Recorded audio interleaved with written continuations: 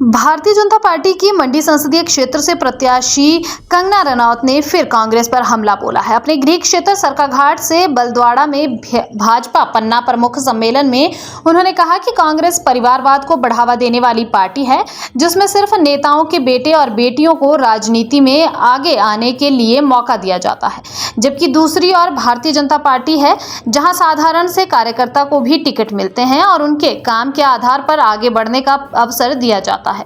अब प्रधानमंत्री नरेंद्र मोदी ने तो महिलाओं को भी 33% आरक्षण विधानसभा और लोकसभा में कर दिया है, जिससे अब महिलाएं भी बड़ी संख्या में आएंगी।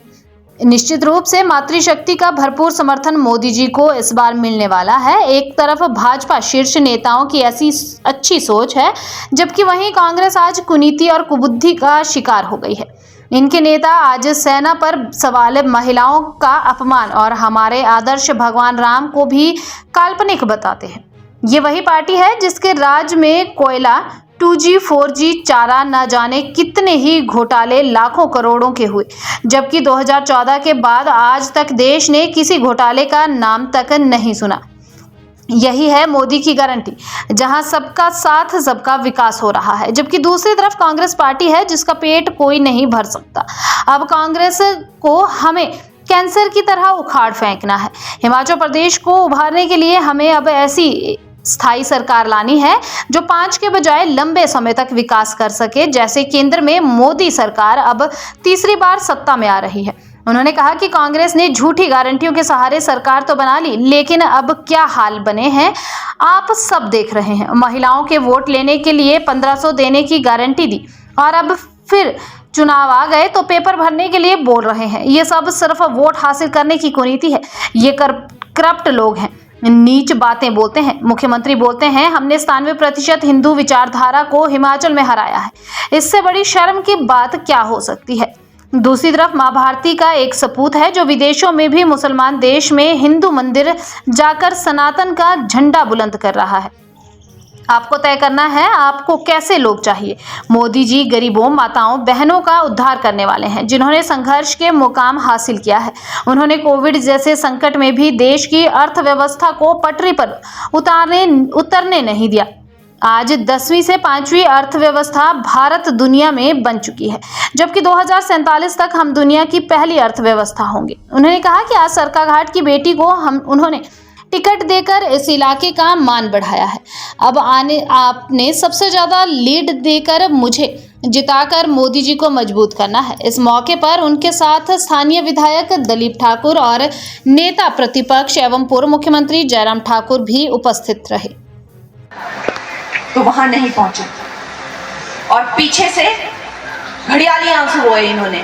हमें क्या पता, वो तो सरकार है, उन लोगों ने हाईजैक कर लिया है, ये वो। अरे आज उन्होंने, नरेंद्र मोदी जी ने ना कि सिर्फ भारत में, मुसलमान देश में भी मंदिर खोल के रख दिया है। वो मुसलमान लोग भी उन्मुक्त हैं। देवी देवताओं के आशीर्वाद से वो लोग भी धन्य हो गए हैं। इतने भव्य मंदिर मुसलमान देशों में मोदी जी के लिए उन्होंने खोले हैं। लेकिन कांग्रेस की दुष्ट सरकार जो है वो कहती है कि मैंने यहाँ पे 98% हिंदू मानसिकता को हराया है, मैंने हिंदुत्व को हराया है। हिमाचल प्रदेश में ये सुखू जी का बयान रहता है। ऐसी नीच बातें वो यहाँ पे रहकर करते हैं और हमारे मोदी जी जाते हैं तो बाहर मुसलमान देशों में भी मंदिर खोल के आ जाते हैं।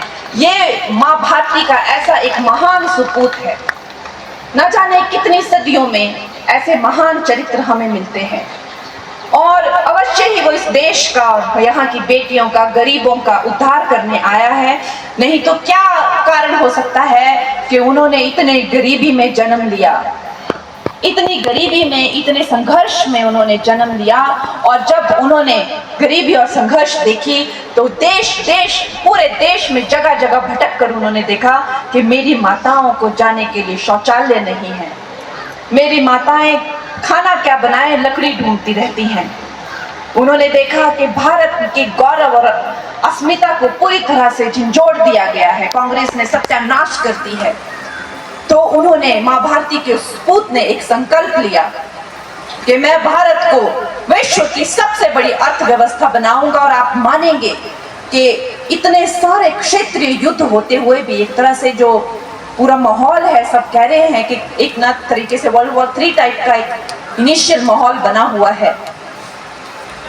कोविड के जैसे इतनी बड़ी महामारी आती है और वो हमारी अर्थव्यवस्था को कहाँ तो लोग मजाक उड़ाया करते थे, कहाँ तो लोग क्या क्या बोलते थे, हमें 11वें नंबर से 5वें नंबर पे ले आते हैं और अब कह रहे हैं कि इस टर्म के अंत तक 30वें नंबर पर जब आएंगे तो पहले तो अमेरिका, फिर चाइना और तीसरा हो जाएगा भारत। और फिर वो कह रहे हैं कि अगला उनका संकल्प है कि भारत, चाइना और अमेरिका को छोड़ के 47 में नंबर 1 अर्थव्यवस्था बनेगी। और ये इस माँ भारती के महान सपूत का संकल्प है हमारे देश के लिए।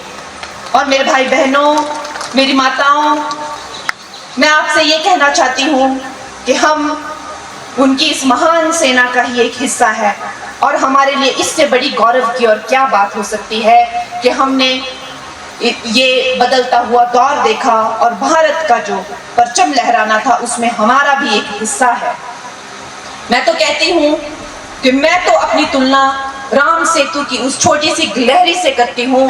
हर एक के अपने अपने सहयोग होता है, हर एक का अपना अपना कर्म होता है, लेकिन अगर हम कुछ भी कर जाएं देश के लिए तो एक जन्म हमारा सफल हो जाएगा। आपने अपनी बेटी को अपनी सेवा करने का मौका देना है, मुझे अपने सेवा में लगाना है। और मैं ये सोचती हूँ कि अब तक मैं अपने लिए जी, अपने लिए मैंने सब कुछ किया और उस जिंदगी में मुझे इतना सुख नहीं मिला दोस्तों, जितना सुख मुझे आपकी सेवा में लीन होकर मिलेगा और अपने क्षेत्र के लिए, अपने देश के लिए कुछ करने के लिए मिलेगा। ये मौका मुझे देना है और अपने काम में मुझे लगाना है। जय हिंद। भारत माता की, भारत माता की।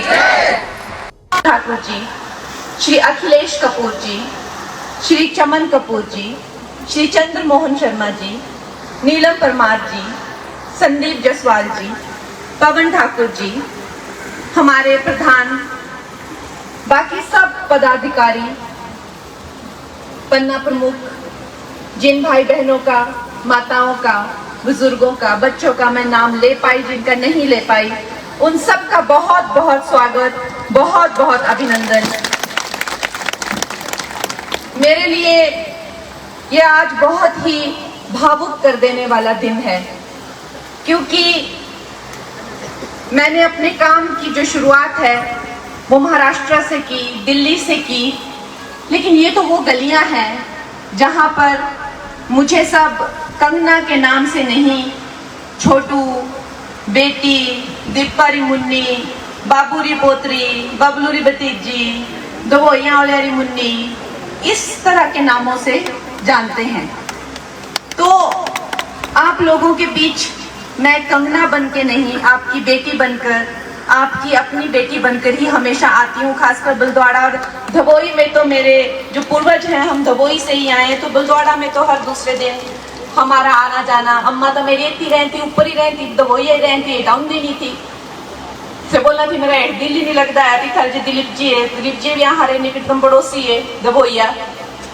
तो दोस्तों, आज आपकी बेटी आपके पास आई है और मैं आपको दिल से यही कहना चाहती हूँ कि ये ना कि सिर्फ हमारी मंडी की, हिमाचल की बेटियों के लिए ये बहुत बड़ी एक अपॉर्चुनिटी है, एक मौका है, एक अवसर है। ये हमारे सरकाघाट को एक बहुत बड़ा अवसर मिला है। आप देखिए, सरकाघाट बहुत पीछे रह गया है। यहाँ पे डेवलपमेंट जैसी होनी चाहिए थी, नहीं हो पाई है। उसके कई कारण रहे हैं। सबसे बड़ा तो कारण यही रहा है कि हमें हिमाचल में एक टर्म मिलती है, फिर दूसरी टर्म एक बन नहीं पाता है। अभी 10-15 साल तो हमें कुछ सोचना ही नहीं है, सिर्फ और सिर्फ हमें कमल का फूल, मोदी जी, इतना हमें समय चाहिए। अगर हमें हिमाचल जैसे स्टेट को, जो इसकी दुर्दशा की हुई है, इसको अगर उभारना है, ऊपर लाना है, हमें एक स्टेबल सरकार चाहिए और कुछ टर्म्स तक चाहिए। ये आप लोग भी समझते हैं। कितने काम मेरे भाई जयराम जी ने कितने काम शुरू किए थे, सब पे ठप्पा लग गया है, सब पे ताला लग गया है। 1000 से ज्यादा इनके कार्यालय जी बंद करा दिए, जो लोगों की सुविधा के कार्यालय हैं वो बंद करा दिए। इनका एक फेवरेट प्रोजेक्ट चल रहा था शिवधाम का, वो बंद करा दिया। और खुद जो कहा हर विधानसभा में हम 4 विद्यालय देंगे, कहाँ है यहाँ केंद्रीय विद्यालय? आज तक नहीं है। ये जगह वैसे ही है जैसी मैं बचपन में देखा करती थी। आप मुझे बताइए, आप सब मेरे जानने पहचान वाले हैं, सब चेहरों को मैं पहचान रही हूँ। ये तो वैसी ही जगह है जैसी आज से 15-20 साल पहले थी। क्या बदलाव आया यहाँ पर? आज भी मेरी दादी जो है बीमार है, हर हफ्ते हमारे घर आ रहा एक बंदा थी ना जो अंबाड़े लेने जा हॉस्पिटल, हर हफ्ते इतनी ज्यादा दुर्दशा, पीजीआई जाना, कुती जाना है, हॉस्पिटल आ रही है, यहाँ जो सुविधा नहीं। सरका घाट एरिया जी कब तक सारी दुनिया कहाँ से कहाँ पहुंच गई? यहाँ से एरिया लीती नहीं कितने साल पहले आहा खातर एक बड़ भारी बड़ी एक अवसर आहा सरका घाट वासियों के लिए। और मुझे पक्का यकीन है कि मेरे जो सरकार घाट के मेरे जो अपने हैं, मेरे जो लोग हैं, मेरी माताएं बहनें, मेरे भाई, मेरे सब आदरणीय मुझे ऐसी लीड देंगे यहाँ से कि इसकी चर्चा दिल्ली में होगी कि पूरे समस्त भारत में लोकतंत्र का सबसे बड़ा उत्सव हो रहा है, सबसे बड़ा उत्सव हो रहा है। और एक ऐसी ऐतिहासिक लीड हमें कंगना के क्षेत्र से देखने को मिल रही है। दोस्तों, आप मुझे बताइए कि कांग्रेस की जो कुनीतियां हैं, जो कुबुद्धि है, महिलाओं का अपमान करना का तो इनको आदत लग गई है। इन्हें महिलाओं का बिल्कुल कोई सम्मान नहीं है, बुजुर्गों का सम्मान नहीं, सेनाओं का सम्मान नहीं, हमारे आराध्य श्री राम का सम्मान नहीं।